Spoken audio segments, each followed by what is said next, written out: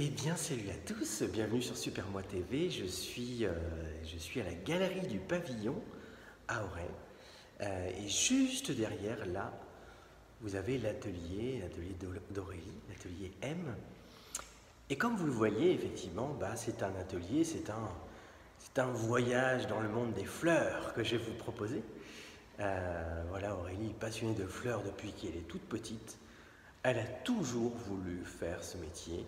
Elle nous explique son approche, comment ça s'est passé pour elle, quel est le contact qu'elle a avec les fleurs, l'amour qu'elle a pour les fleurs. Et voilà, on va partir à la découverte de ce métier, de son histoire. À tout de suite. Bonjour Aurélie. Bonjour Franck. Merci de m'accueillir chez toi dans ta boutique. Avec plaisir. J'avais en tout cas envie de te mettre à l'honneur et de revenir un petit peu sur à la fois ton parcours et à la fois ce que tu amènes toi en tant que fleuriste. Voilà, nous expliquer un petit peu d'où tu viens, qu'est-ce qui t'anime dans ton métier. Et j'avais du coup une première question. Comment ça t'est venu cette passion, si c'en est une en tout cas, pour les fleurs et ton métier? Alors effectivement, fleuriste c'est un métier de passion. Il faut mieux que ce soit un métier de passion parce que c'est un métier qui est quand même très dur. Donc s'il n'est pas fait avec passion, on s'essouffle, on ne va pas jusqu'au bout de notre vie professionnelle, en tout cas dans ce métier-là. Après, moi personnellement, on va dire que je suis tombée dedans quand j'étais petite. Tu es une amoureuse des fleurs? Je suis une amoureuse des fleurs, je suis une amoureuse de la nature. J'ai toujours voulu faire fleuriste. Voilà, quand on est petit, des fois on nous C'était demande... ton choix premier? Ah oui, ouais. C'était le tout premier choix que j'ai fait. Voilà, quand on est petit, on nous demande qu'est-ce que tu veux faire, ouais. Est-ce que tu veux... souvent les petites filles elles disent moi je serais bien maîtresse, c'est ça. Je serais bien infirmière, c'est souvent ce qui revient. Non, moi c'était fleuriste, j'adorais la nature, j'étais tout le temps à ramasser des petites fleurs, à composer des petits trucs, voilà, c'était vraiment... Est-ce que tu as un premier souvenir où tu t'es dit c'est ça que je veux faire quand je serai grande? Est-ce qu'il y a eu un déclic? Est-ce qu'il s'est passé quelque chose pour toi ou ça a été une continuité? Non, je crois que ça s'est imposé, en fait ça s'est imposé tout seul. J'ai pas plus creusé que ça, vraiment c'était un désir profond, je crois que c'est même c'est un besoin viscéral en fait. D'accord, c'est à ce point-là. Ouais. Ok. Quand on est loin de... Enfin, je pense que tous les fleuristes me rejoindront sur ça, c'est que quand on est loin du monde du végétal, on ne se sent pas bien. D'accord. On a vraiment besoin de retrouver le végétal, les textures, le fait de toucher, le fait de travailler avec ses mains, patouiller des fois dans la terre. Enfin voilà, ouais. C'est vraiment viscéral. Quand on est loin du végétal, on n'est pas bien. En tout cas pour moi... c'est hyper intéressant ce que tu dis. Et c'est vrai que quand je suis rentrée dans ta boutique tout à l'heure, j'ai dit « Ah, ça sent bon ». Et on pense tout de suite, nous qui sommes loin de ce métier, en tout cas qui ne connaissons pas bien ce métier, on dit « Ah, ça sent bon ». Et là, toi, c'est amusant et c'est intéressant parce que tu me parles du toucher. Oui, parce que c'est un métier qui passe par le toucher. Alors, c'est un métier assez, on va dire, complexe, parce que il y a un gros pôle, on va dire, esthétique dans le monde de la fleur. Effectivement, il y a un côté aussi sensoriel par le fait de sentir, mais toutes les fleurs ne sentent pas forcément bon. Bien sûr, donc, ouais. Voilà, ça c'est encore une autre spécificité. Mais le fleuriste, au-delà de l'aspect esthétique, ça va vraiment être touché. Par exemple, travailler avec des gants, c'est pas possible. Ouais. On a vraiment besoin de toucher. Rien que la petite différence entre la peau et le gant, c'est minime. On n'est pas sur des centimètres. Mais juste ce contact-là, en fait, nous bloque dans la composition, la création de réalisation. On a vraiment besoin de ce contact avec la matière. Ouais, un contact très proche en fait. Eh oui. Quand tu parles de la difficulté du métier, est-ce que c'est la difficulté du cursus parfois? Est-ce que ce sont des études qui sont pas simples? Qu'est-ce qui est pas non plus pas simple dans ton métier en fait, au-delà que ça soit une passion? Alors, la partie études, c'est un gros pôle, hein. Il y a des complexités, hein, dans notre métier. C'est pas simplement l'aspect arranger des fleurs, faire un bouquet. Alors, il y a forcément des vraies techniques, hein, de travail. Ça, c'est à part. Je dirais que quand on est passionné, bon, ça s'acquiert assez facilement puisqu'on on touche vraiment au cœur du métier. Ce qui va être moins facile, ça va être tout ce qui va être lié à la botanique, donc les noms latins, les noms des familles, les espèces, tout ce qui va voilà, être de l'ordre du technique, hein, mais qui a aussi une importance quand on crée quelque chose, surtout quand on passe sur des niveaux plus hauts, hein, parce que voilà, pour créer un bouquet, on n'a pas forcément besoin de se poser 1000 questions, quoique ça dépend ou pour quelle occasion c'est, pour où ça va être positionné. Il y a tous les végétaux ne vont pas ensemble non plus en fonction de leur capacité à boire, voilà, à s'hydrater. Donc il y a quand même une réflexion. Mais c'est vrai qu'on les voit souvent, ces mots latins dont tu parles, et on se dit, bon, ok, nous on ne s'en rend pas compte, mais pour toi, ça a de l'importance parce que derrière, il y a tout des études qui sont faites à partir de ces mots latins. Tout à fait, et puis même au niveau de nos achats, c'est souvent des noms latins, on achète avec des noms latins, donc si on ne connaît pas, on va être un petit peu perdu. D'accord. Aujourd'hui, la technologie fait qu'en plus du nom, on a la photo, donc bon, ça devrait aller, mais il faut mieux quand même savoir de quelle... enfin voilà, avoir cette connaissance technique qui est quand même assez lourde à intégrer. Je comprends mieux. Moi, j'ai envie de... Je suis curieux un petit peu sur...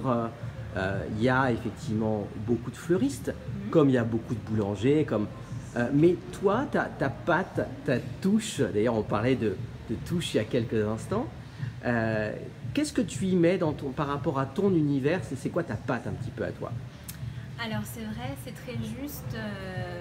Moi, ce qui on va dire, me passionne quand je suis en formation avec d'autres, c'est on nous donne tous la même quantité de végétaux, on a tous les mêmes végétaux, les mêmes couleurs, etc. Mais on va tous exprimer quelque chose de différent avec cette matière-là. C'est ça qui est extraordinaire, hein, c'est que du coup intervient notre sensibilité, mais aussi notre humeur, notre état en fait. Hein.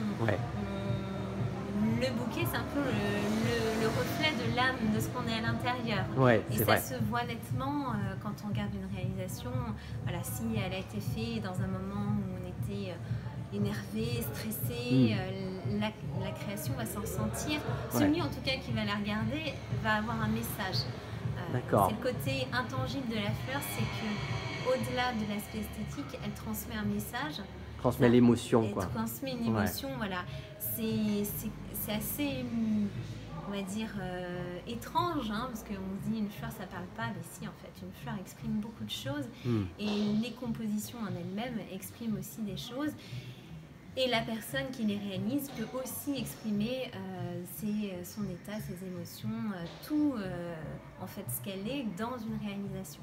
Donc la différence, en fait, elle vient de nous tout simplement. Hein. Comment on travaille la matière, comment on aime la travailler, comment on a envie de la transmettre aussi.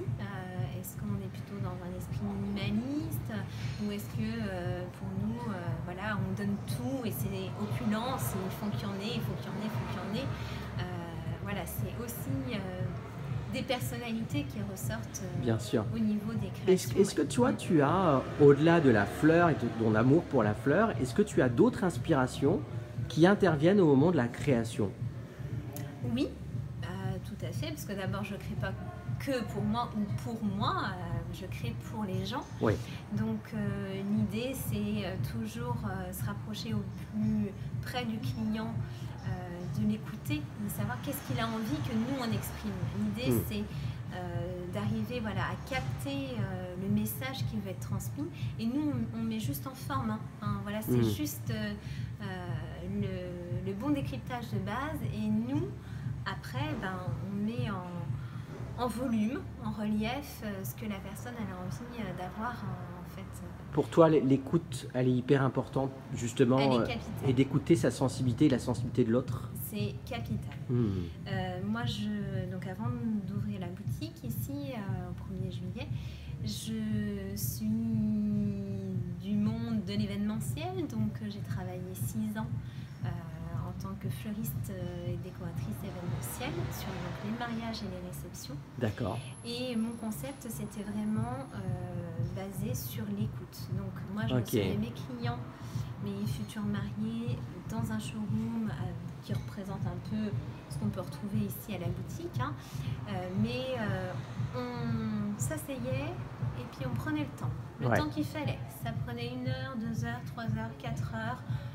Il fallait se revoir, on se revoyait. L'idée, c'était d'arriver à mettre des mots sur leurs idées, définir quelque chose de précis pour pouvoir ensuite, pour le jour J, le retranscrire.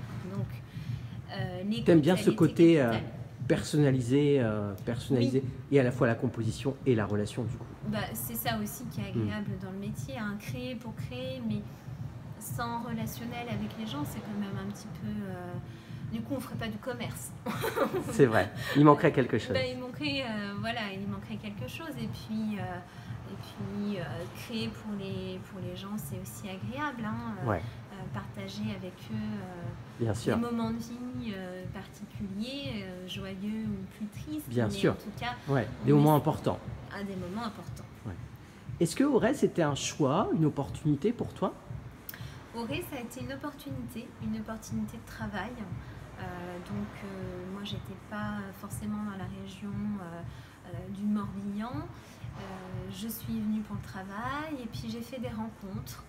Et je travaillais dans l'événementiel, essentiellement dans le mariage. Et donc j'ai collaboré, et je collabore toujours, avec le magasin de robes de mariée Nicole Couture, qui est à Auray, qui est un peu une institution dans la région de Bretagne. Et voilà, il y a eu des coups de cœur, je pense, mutuels. Et je suis venue rejoindre en fait le magasin Nicole Couture qui s'est agrandi il y a déjà maintenant presque 5 ans. Et j'avais une partie presque attenante au magasin.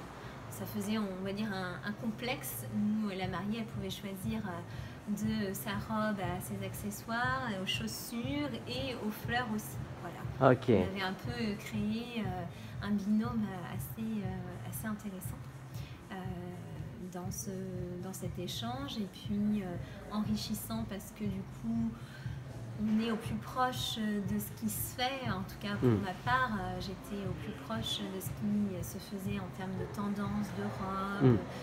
Je pouvais vraiment accompagner la mariée sur le bouquet, être sûre que le bouquet aille bien avec la robe qu'elle avait choisie. Enfin, voilà, c'était vraiment... Et est-ce qu'il y a eu un déclic au moment où tu t'es dit « Ah, j'ai envie d'avoir mon univers à moi, ma boutique ». Est-ce qu'il y a eu quelque chose qui s'est passé pour toi? Alors, la boutique, j'irai pas forcément.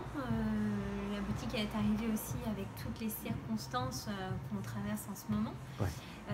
Par contre, le côté où effectivement j'ai décidé de me spécialiser dans l'événementiel, oui, il y a eu un déclic. D'accord. Il y a eu un déclic.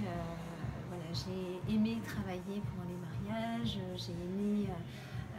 je pense aussi ce niveau d'exigence qui est très particulier, qu'on n'a pas au quotidien, mais voilà, on demande les mariés. Ça rapproche à l'événementiel par rapport à ce que tu dis. Oui, bien sûr. L'excellence, le jour J, il faut que tout soit impeccable. Donc, puis c'est des beaux produits, tout est fait pour faire un peu rêver. C'est normal. Tu parles de rêve, est-ce que tu es à un moment de ta vie où tu es... est-ce que c'est une consécration ou tu as encore plein d'autres rêves? Je crois qu'aujourd'hui, la vie professionnelle amène à s'adapter. La vie tout court déjà demande à s'adapter, la vie professionnelle aussi demande à s'adapter. Donc il y a toujours des rêves en cours, il y a toujours des challenges, il y a toujours des envies. Là, j'ai lancé un bébé. Pour l'instant, je me consacre à lui. Il est à ce premier balbutiement, donc on ne va pas le laisser tout seul. C'est ça. Mais oui, il y a forcément d'autres rêves. Après, c'est toujours des rêves qui reste, je dirais, atteignable. C'est jamais de l'ordre de l'impossible. Donc, fais de ta vie un rêve et d'un rêve la réalité. exactement. J'irai pas mieux. Merci beaucoup Aurélie pour ce moment. Merci à toi, Franck. Plein de belles choses à toi. Merci.